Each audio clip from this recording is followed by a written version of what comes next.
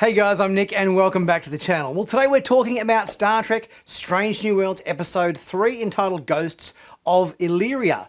Now, if you think the name Illyria or Illyrians is vaguely familiar to you, this would probably be why we had an episode of Star Trek Enterprise with the Illyrians. I think it was the one where Archer's ship, the Enterprise or whatever, was badly damaged and they came across this other ship with Illyrians and they needed a warp coil. Illyrians didn't want to give him a warp coil and the Enterprise was so badly damaged, Archer was in a very bad place and they ended up raiding the ship and stealing their warp coil from them. So I'm guessing the Illyrians weren't too impressed and it was not a very good first contact situation with these guys. So yeah, I wonder whether the choices that the Federation and Starfleet made back in Archer's day are going to play into this next week's episode with these Illyrians.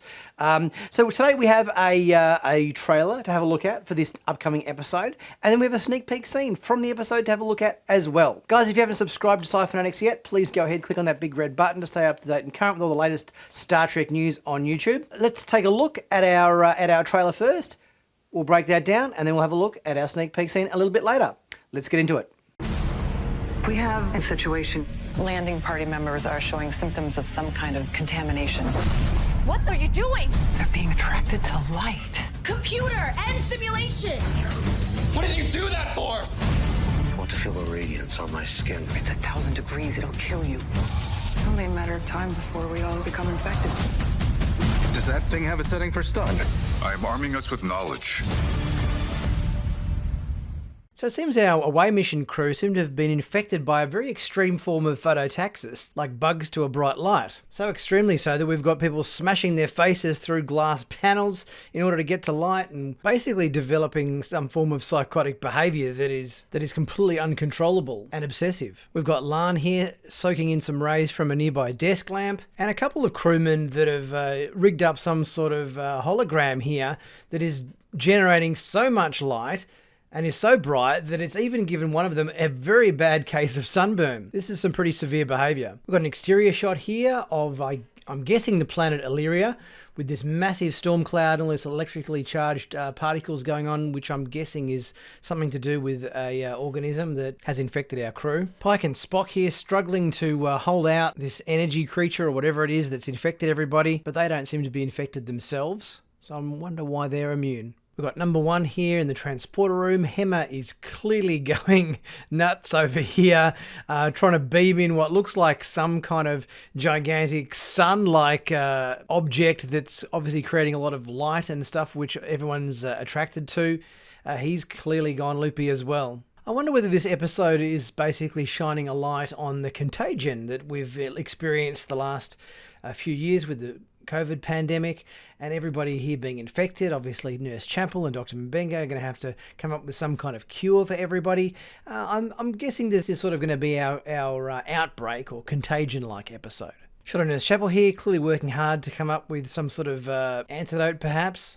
And she'll need to work pretty quickly because by the looks of number one in this shot here, she's generating so much heat and radiation that she's absorbed from the light that it appears that her uniform is being cut through. And here we see this organism that obviously is so powerful that it's got enough energy that it can smash right through a bulkhead. And it appears that Pike and Spock are going to be setting a trap for this creature. Spock's obviously got this energy canister here, which is going to be used probably as bait to trap it. Okay, so now we're going to have a look at our sneak peek scene, which shows our chief engineer, Hemmer, in a little bit more detail, and him in engineering, doing what he does best, and a little bit of interaction with our transporter chief, Kyle, as well. So let's take a look at that scene. Energize. Commander, I'm having trouble getting a lock on your signals. The ion storm is interfering. Storm's only getting closer, Enterprise. 1 second, Commander. Energizing. Geez, everybody always gave McCoy so much crap about not wanting to step into a transporter. Everyone's like always saying like transporters are fine, what are you worried about? But I think consistently things go wrong with the transporters that leave you to wonder, maybe McCoy was onto something, because just when everybody always says how easy they are and how safe they are, something always tends to go wrong. Transporter room to engineering. Hammer, I'm losing them. Rerouting auxiliary power. Get ready. Chief Hammer to bridge. Prepare for temporary engagement of emergency systems backups. Hammer seems very chilled out on the basis that 6 people are about to get their molecules scrambled through the transporter. But I guess that calmness and chilled out nature just kind of shows how confident Hammer is in his own abilities. It's like, it's cool. Don't sweat it. Like, you know, I can just push a few buttons and all of a sudden the transporter is going to be fine. We don't worry about people being molecules scrambled or anything like that, because Hammer is just such a good engineer and he knows his stuff. Additional operations personnel required on deck 16. Ops personnel to deck 16.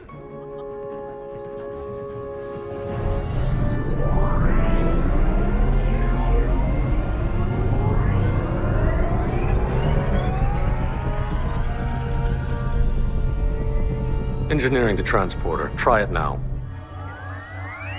How did you? I am a genius. Well, it seems Hammer is a genius, but he isn't very modest at the same time. I love the engineering set on Strange New Worlds. It looks fantastic. It's got the good, the warp core, glowing warp core like we had on Next Generation. It's not as tall. It's a little stubbier system or whatever, or the bit we can see anyway is a little stubbier than the ones on past engineering sections of starships. Obviously, Voyager and Next Generation, everything, and everything had a much taller warp core.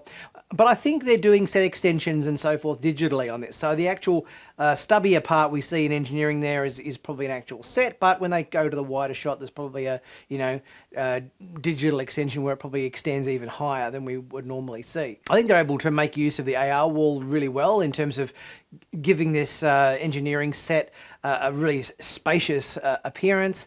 And, I think if you obviously to build all that background into it, I think that would be, cost an absolute fortune. So the fact that they're able to create such an intricate set, amazing what you can do these days with digital set extensions and the use of this AR wall technology. I really think Strange New Worlds is coming along really nicely. Really looking forward to next week's episode.